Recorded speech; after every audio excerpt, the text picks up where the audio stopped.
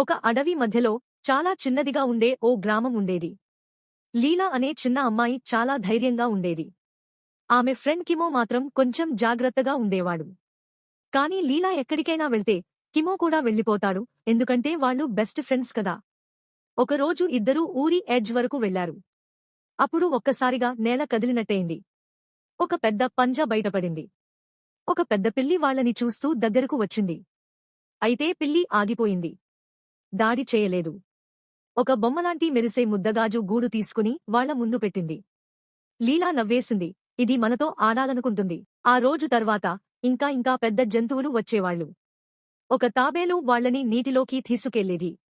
ఒకరోజు ఊహించని తుఫాను వచ్చింది. చిన్న ఇల్లు తడిసి ఊరు మొత్తం దిశలు తప్పిపోయింది. అప్పుడు పెద్ద జంతువులు తిరిగి వచ్చాయి. పిల్లి చిన్న మనుషుల్ని నెమ్మదిగా తీసుకెళ్ళింది. తాబేలు తన శరీరంతో గాలిని ఆపింది.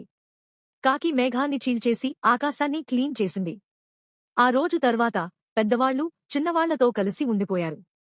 ఆడారు, పని చేశారు, ఒకరినొకరు కాపాడుకున్నారు.